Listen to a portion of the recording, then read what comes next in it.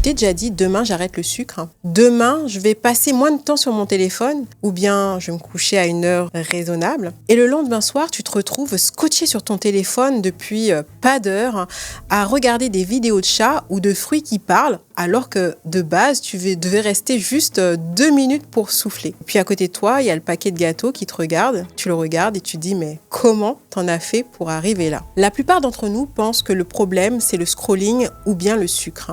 Alors, on essaie de les supprimer, on va télécharger des applications pour limiter le temps d'écran, on jette tout ce qui ressemble à du sucre, on met le chocolat à la poubelle, on se lance dans des no sugar challenge, mais au final, ça ne change rien parce que finalement, la plupart d'entre nous ne voient pas le lien subtil mais bien réel entre le scrolling infini, les amphis de sucre le soir, la fatigue chronique et la prise de poids. Dans cette vidéo, on va décrypter ensemble ce qui se passe vraiment dans notre corps, dans notre cerveau et voir pourquoi le soir tout dérape. Avant de rentrer dans le vif du sujet, laisse-moi me présenter rapidement. Je suis Sabine Jezop, coach spécialisée en neurosciences appliquées. J'accompagne les femmes fatiguées des régimes à se libérer du regard des autres et à perdre du poids sans régime grâce aux neurosciences. Ce que je vais te partager ici, c'est exactement ce que j'observe chez mes clientes, ce que j'observe dans mon entourage proche et que j'ai moi-même vécu.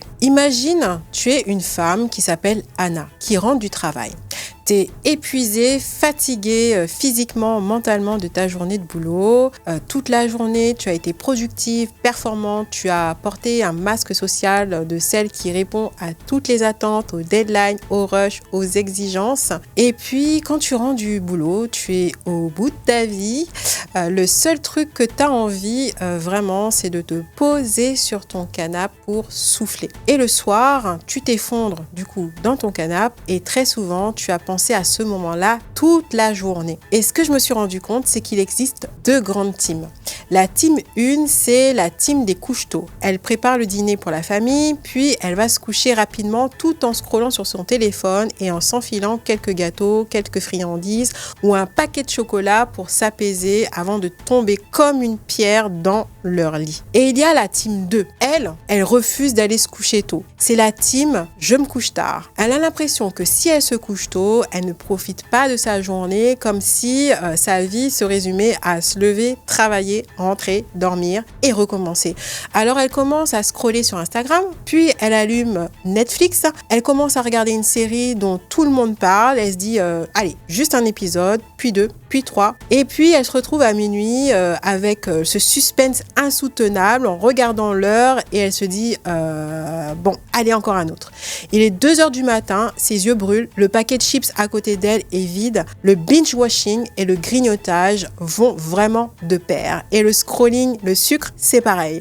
C'est le même mécanisme, le même besoin d'apaisement, le même besoin de remplir un vide. Avec le binge-watching, on se dit qu'on vit quelque chose. On vit la vie des personnages, on ressent leurs émotions, on est dans le suspense, dans le drame, dans l'histoire d'amour. Comme si regarder la vie des autres sur un petit écran, c'était aussi ressentir ses émotions et donc vivre quelque chose de palpitant à travers eux. Ce que beaucoup de gens ne comprennent pas, c'est que le scrolling, le binge-watching et le sucre ne sont pas le problème. Ce sont juste des symptômes. Les symptômes d'un corps en surcharge, en trop-plein physiquement, mentalement et émotionnellement, qui a besoin de ressentir des émotions agréables rapidement pour se sentir apaisé et en sécurité. Alors concrètement, voici ce qui se passe dans le cerveau d'Anna. Toute la journée, la dopamine, ce neurotransmetteur du plaisir, de la motivation, de la récompense, elle l'a utilisé en entier pour tenir, performer, sourire quand elle n'en avait plus envie, pour maintenir ce masque social qui demande une énergie folle. Et le soir, les réserves sont à 0, alors le cerveau cherche quelque chose de rapide, de facile et de disponible.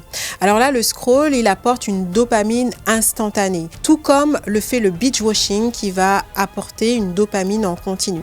Et le sucre, lui, va apporter une dopamine instantanée. Avant le téléphone, le chocolat, Netflix était neutre. Mais un jour, dans un moment d'anxiété, de fatigue, de stress et de vide intérieur, l'un d'entre eux est venu apaiser une sensation désagréable dans le corps. Et le cerveau a enregistré cette association. Sucre égale détente. Scrolling égale s'évader. Binge-watcher égale cocooning. C'est ce qu'on appelle le conditionnement. Une association automatique que le cerveau fait sans que tu aies décidé ou choisi. Alors, il commence ce qui marche pour lui. Ce qui rend tout ça vraiment encore plus puissant, c'est que cette réaction, elle se renforce par intermittence. C'est-à-dire que des fois, le scrolling, il apporte quelque chose d'intéressant et des fois, pas du tout. Des fois, le sucre, ça apaise vraiment ton corps. Des fois, tu manges une tablette et ça t'apporte un bien fou. Et des fois, tu as l'impression que c'est pas assez, il y a quelque chose qui te manque. Mais tu recommences quand même. Et le binge-watching, c'est le même principe, poussé à l'extrême. Tu as le suspense qui te tient en haleine, le cliffhanger qui, à la fin de chaque épisode, te pousse à dire « Ok, allez, juste encore un épisode de plus et je vais aller me coucher. » C'est exactement comme une machine à sous. Tu vois, comme si il y avait une excitation quelque part, où tu risques peut-être de gagner gros. Et si tu continues, c'est ça qui crée l'addiction. Dans tout ça, le sucre aussi, c'est pas un hasard. Quand la dopamine elle est à 0. Le cerveau, il cherche le moyen le plus rapide de le faire remonter. Et le sucre devient le raccourci parfait. En quelques minutes, il fait monter la glycémie. Le cerveau, il reçoit un shoot de dopamine et il se sent soulagé, récompensé, apaisé. Et ce soulagement, il ne dure que quelques temps parce que finalement, la glycémie, elle redescend brutalement. C'est ce qu'on appelle une hypoglycémie réactionnelle. Et avec elle, il y a deux choses qui arrivent en même temps. Un coup de fatigue brutal, un écœurement, puis une autre envie forte de reprendre du sucre. Et le lendemain matin, tu as ce truc où tu as l'impression que tu es fatigué alors que tu n'as rien fait. Le sommeil n'a pas été réparateur parce que tu as eu cette hypoglycémie réactionnelle qui a agi aussi sur ton corps. Donc finalement, il y a comme un espèce de cercle vicieux qui apparaît où finalement tu es fatigué le matin, tu as un manque d'énergie et tu as un appel de sucre pour tenir encore ta journée. Donc finalement, c'est vraiment un cercle vicieux qui recommence chaque jour en pensant que toi tu penses que tu as la flemme, que tu es paresseuse, alors que simplement c'est une glycémie qui est tout le temps fluctuante et qui déraille. Scroll, binge-watching, sucre, c'est le même circuit, les mêmes récompenses, au même signal intérieur, à savoir, tu as envie d'apaiser ton système nerveux qui est en surchauffe. Et c'est ce qu'on appelle le circuit de la récompense. Un circuit neuronal que le cerveau, il renforce à chaque fois qu'on lui donne ce qu'il réclame. Plus tu répètes ça, plus le sillon, il se creuse et plus le réflexe, il devient automatique. Et le sommeil dans tout ça, ça devient la victime silencieuse. Tu vois, la team binge-watching qui se couche à 1h, 2h du matin et qui doit se réveiller tôt avec un sommeil complètement perturbé. Est-ce que tu savais que dormir moins de 6 heures par nuit augmente le risque de prendre du poids de 55%? Et souvent, on va parler d'alimentation ou de sport alors que c'est complètement biologique. Le manque de sommeil, ça va faire monter la gréline, l'hormone de la faim, et faire baisser la leptine, l'hormone de la satiété. Le cerveau envoie un signal de faim intense. Toi, tu penses que tu as besoin de manger alors que c'est tout simplement parce que ton système hormonal, il est complètement déréglé. Et le truc, c'est que vers 16h, 17h, tu te retrouves à manger des gâteaux, des biscuits, des chips, alors que tu n'as pas spécialement faim. C'est-à-dire que ces envies sucrées, salées, grasses, elles arrivent parce que tu as besoin d'apaiser ton système nerveux. Le cortisol, l'hormone de stress, lui, il est resté élevé toute la journée, il amplifie tout ça, il pousse le cerveau vers des aliments sucrés, gras et réconfortants. Et le cortisol, il active aussi une partie du cerveau qui s'appelle l'amygdale. C'est une zone du cerveau qu'on appelle le cerveau limbique, qui est responsable de la peur, mais surtout des émotions, que ce soit la tristesse, la colère, la peur. Et quand l'amygdale, elle est activée, eh bien, le cerveau pensant, le cerveau qui prend les décisions rationnelles, on va dire ça comme ça, il se met en veille. C'est exactement la zone qui nous permet de base de résister, de dire non, de prendre des décisions rationnelles. Autrement dit, le soir, quand tout dérape, la partie du cerveau qui pourrait nous aider littéralement à reprendre les rênes, eh bien, il est complètement out. Et pendant que Anna, elle scrolle ou qu'elle regarde sa série, il se passe quelque chose dans son corps qu'elle ne voit pas. Physiquement, elle est là physiquement, mais son corps, en fait, est figé dans son canapé. Il y a une partie de son cerveau qui est débranchée, comme je te disais, c'est le cerveau préfrontal. C'est ce qu'on appelle une dissociation légère. Elle est entre deux eaux, ni vraiment présente, ni vraiment absente. C'est comme si une partie d'elle était là, physiquement, mais une partie de son cerveau n'est pas là. C'est pour ça que tu peux te retrouver finalement à scroller sur ton téléphone pendant des heures, à manger des gâteaux, tout le paquet de gâteaux sans te rendre compte finalement la quantité que tu as mangé et finalement te réveiller en te disant mais waouh, il est déjà 2 heures du mat ou bien de voir que tu as complètement défoncé le paquet de gâteaux. Donc finalement c'est ton système nerveux qui à disjoncter, on va dire ça comme ça, et qui cherche à se réguler à travers le scrolling, le binge-watching, le sucre. Et ce phénomène, il existe finalement chaque soir, parce que quand tu as tenu toute la journée, le soir, ton cerveau, lui, il déconnecte, il débranche, et il n'y a que la partie émotionnelle qui est lâchée et qui fait place à tout ce que toi, tu t'interdis, on va dire, la journée. Et aussi, il faut savoir que tout est conçu pour maintenir cette boucle de scroll, binge-watching et de sucre. Et au final, toi, tu penses que c'est toi le problème, alors que finalement, tout est conçu pour maintenir cette boucle de scroll, de binge-watching, de recherche de sucre ou d'alimentation transformée et au final, une prise de poids. Parce que toi, tu penses que c'est un échec personnel, alors que c'est un système entier qui a été conçu autour de ça. L'industrie agroalimentaire, elle le sait mieux que quiconque parce que les produits transformés, ils ont été conçus pour justement te créer une espèce d'addiction sans vraiment que tu le veuilles ou que tu le saches.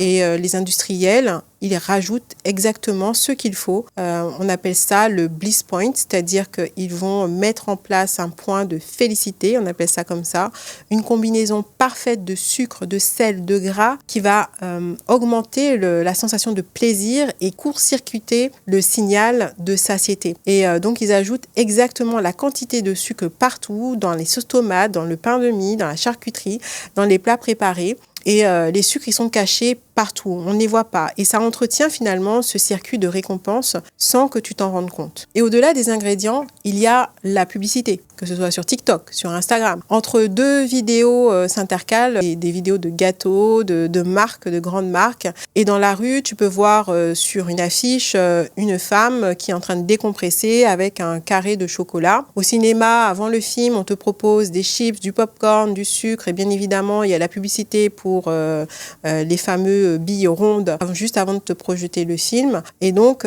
en fait, tout est à ta portée de main pour que justement tu puisses manger des confiseries, des barres chocolatées, des petits gâteaux.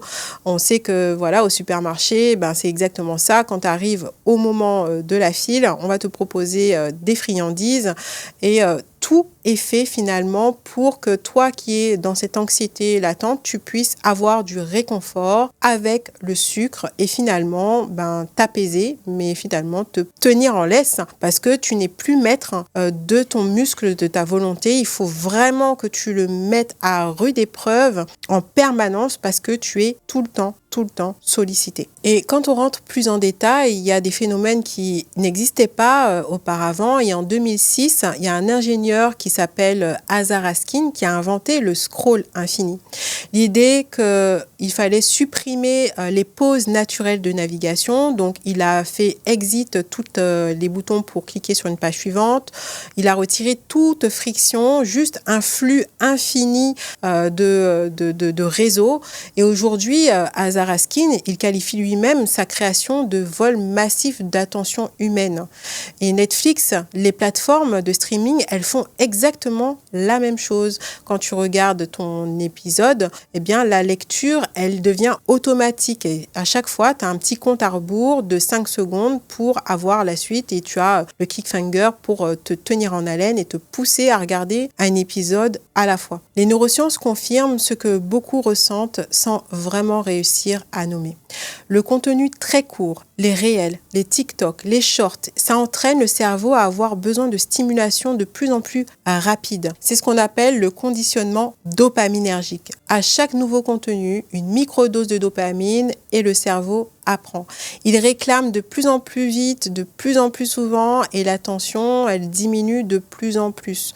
Donc finalement, dans ta vie réelle, ton temps de concentration est vraiment diminué. Une vidéo qui ne donne pas envie tout de suite parce qu'elle ne crée pas ce côté émotionnel, elle est vite swiper. Donc ta capacité à rester sur des tâches longues dans ta vraie vie, ça devient de plus en plus difficile.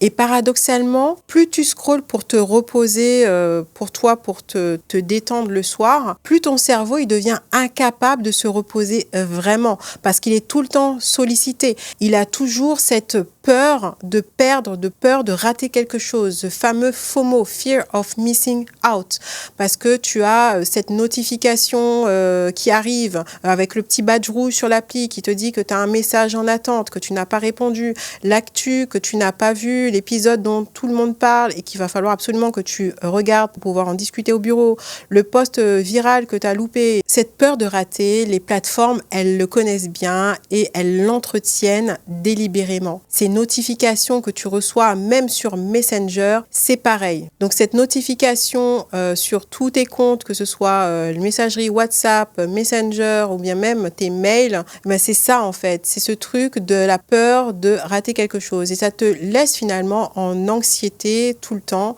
Et finalement, tu es toujours, ton cerveau est toujours en hypervigilance à chercher une notification, à scroller, à aller encore au plus au fond. Et l'algorithme, il joue avec ça. Et quand tu as une vidéo qui arrive, qui est anxiogène, qui t'est imposée alors que tu ne voulais toi juste te détendre, tu vas avoir peut-être des débats politiques, une mauvaise nouvelle ou bien des trucs de la guerre, tu vois, des contenus qui sont assez lourds que tu n'as pas demandé. Si tu restes un demi-milliseconde de trop, l'algorithme, il va penser que ça fonctionne, que c'est tes goûts, alors que toi, c'était juste parce que c'est le côté émotionnel qui t'a attiré. Et finalement, tu vas en avoir 30 autres qui vont être proposés. Donc, le truc, c'est que finalement, tout est fait pour entretenir la boucle encore et encore et que tu consommes encore plus de contenu subi et pas choisi. Et pourtant, l'attention, le scrolling, c'est souvent vu comme un ennemi, alors que le soir, par exemple, après une journée difficile, tu peux toi-même choisir tes créateurs. Tu peux voir des créateurs que tu as l'habitude de voir, qui font un peu les guignols sur TikTok et du coup, ça va te faire du bien. Tu vas te retrouver à sourire, à te sentir bien. Et finalement, ces contenus, ils sont tout à fait légitimes parce qu'ils existent pour que toi, tu puisses t'en nourrir et te faire du bien. Le moment où, justement, où tu as l'impression que ça va pas, c'est quand, c'était pour 2 minutes et au final, tu te retrouves à 3 heures du matin en train de scroller alors que, intentionnellement parlant, tu voulais juste te détendre. Et là où tu peux retrouver du pouvoir, finalement, c'est quand tu as du contenu qui est choisi. En allant, par exemple, sur YouTube, tu prends, tu vois un sujet qui t'attire, qui t'interpelle et là, tu vas voir qu'il y a peut-être 15-20 minutes sur la vidéo, tu vas intentionnellement prendre ces 15-20 minutes et les dédier à regarder cette vidéo. Alors que, sur Instagram ou TikTok, où les contenus sont beaucoup plus courts, où ils te sont imposés, c'est pas pareil. C'est là où finalement tu peux retrouver ton pouvoir quand tu vas sur YouTube où tu peux choisir de manière délibérée ton contenu. Mais derrière le scroll, le binge-watching ou le sucre du soir, il y a quelque chose de plus profond que personne n'ose vraiment nommer. Ce truc, c'est la peur d'être seul avec soi-même. Et la solitude, pas forcément physique parce que tu es peut-être entouré de personnes, mais la peur d'avoir ses propres pensées. On a en moyenne 7000 pensées par jour. Et pour beaucoup de personnes, rester seul avec ses pensées, c'est insoutenable. Alors, on va mettre la télé à fond pour ne pas entendre le silence. On met de la musique à fond, on scrolle, on regarde des séries jusqu'à pas d'heure, on mange, on se remplit de bruit, de sucre, de contenu, tout plutôt que de rester dans ce vide face à soi-même. Le vide, ça fait peur. Le vide, c'est se retrouver avec ses propres pensées, avec ses propres doutes, avec ses questions sans réponse, avec cette sensation que quelque chose peut-être ne va pas dans sa vie et que finalement on préfère fuir avec du bruit, avec du contenu. Le cerveau, lui, il trouve ça rassurant parce qu'il a besoin de se sentir en sécurité. Et ce bruit de fond, l'écran allumé, le flux de contenu, c'est une forme de sécurité, une présence artificielle, quelque chose qui ressemble à de la connexion, quand on ne sait plus comment se connecter à soi-même. Les neurosciences, justement, ils ont un nom pour ça. Ça s'appelle le Default Mode Network, ce réseau cérébral qui s'active quand on ne fait rien, quand on laisse l'esprit vagabonder. Comme si tu étais à la plage et que tu écoutes les vagues de la mer et ou bien que tu es en forêt, que tu écoutes la nature. C'est lui qui permet de traiter les émotions, de se créer cette reconnexion à soi. Mais quand tu scrolles en permanence, tu ne lui laisses jamais le temps de s'activer. Tu court-circuites ce moment de reconnexion naturelle. Et le cerveau, quand il est privé de ce temps de traitement, eh bien, ça s'accumule jusqu'à ce que finalement il craque. Le scroll, le binge-watching et le sucre, ça ne comble pas ce vide intérieur. Ça l'anesthésie. Et tant que tu t'anesthésies, au final, tu n'entends pas ce que le silence a à te dire. Dernièrement, j'ai organisé une masterclass sur le stress et la prise de poids pour les femmes qui ont du mal à perdre du poids et on était en petit comité avec plusieurs femmes et il y a une femme qui m'a confessé que tous les soirs, sans exception, elle avait une envie irrésistible de manger du sucre et pas qu'un peu en fait. Et le truc c'est que ce soir-là, elle avait participé à la masterclass, on était en petit comité avec beaucoup d'échanges, beaucoup de valeurs, de partage, des questionnements, de la vraie connexion et à la toute fin, elle a dit quelque chose qui m'a vraiment frappée. Elle m'a dit, c'est curieux, ce soir, j'ai pas envie de manger de chocolat. Et c'est pas anodin parce que son besoin du soir, c'était pas forcément du chocolat en lui-même. C'était un besoin de connexion, de la vraie connexion, des échanges avec des vraies personnes, se sentir vue, entendue, comprise. Et ce soir-là, ce besoin a été nourri. Alors le sucre n'a pas été nécessaire. Et ce qu'il faut savoir, c'est que chaque personne a ses besoins. Un besoin de connecter pour certaines, d'autres de la créativité pour d'autres, un silence autour d'elle ou bien de la solitude pour d'autres. Mais tant que tu ne sais pas ce dont tu as vraiment besoin, tu vas continuer à chercher dans le mauvais tiroir. Donc tu vas aller scroller, tu vas aller binge-watcher, tu vas aller manger du sucre. Et ce bruit autour de toi, eh bien, ça sert juste à fuir le moment présent et à ne pas sentir ce qui est là vraiment en toi. Tu vas rester dans les « il faudrait que je fasse »,« je devrais faire ça », au lieu de simplement être là et savourer le moment présent. Parce que tu n'as peut-être pas conscience de tous tes besoins. Tu les as enfouis sous des années et des années d'automatisme, sous des années à penser que tu devais faire des choses, à passer tes obligations avant les autres avant toi. Et c'est là que se faire accompagner, ça change tout parce qu'on ne voit pas seul ce qu'on ne voit pas. C'est-à-dire que tu n'es peut-être même pas consciente que tu as des besoins le soir et que tu n'es pas obligé de scroller sur ton téléphone, tu n'es pas obligé de passer par la case sucre et qu'il existe d'autres possibilités. Peut-être que tu as des choses que tu pourrais faire dans ton quotidien comme cuisiner parce qu'on ne voit pas seul ce qu'on ne voit pas. Scroll, binge-watching, sucre, prise de poids. Ce ne sont pas 4 problèmes séparés. C'est le même message que ton corps t'envoie chaque soir. Il y a certainement quelque chose dans ta vie qui ne te nourrit pas assez. Quelque chose que tu as besoin d'assouvir. Une partie de toi qui attend d'être entendue.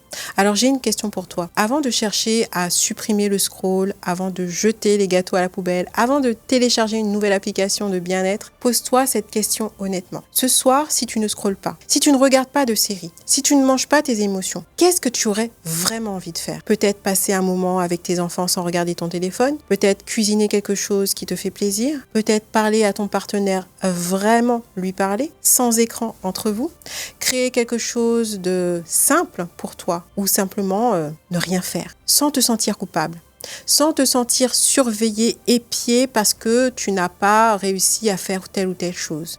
La vraie question, ce n'est pas comment arrêter de scroller, de binge-watcher ou de manger du sucre.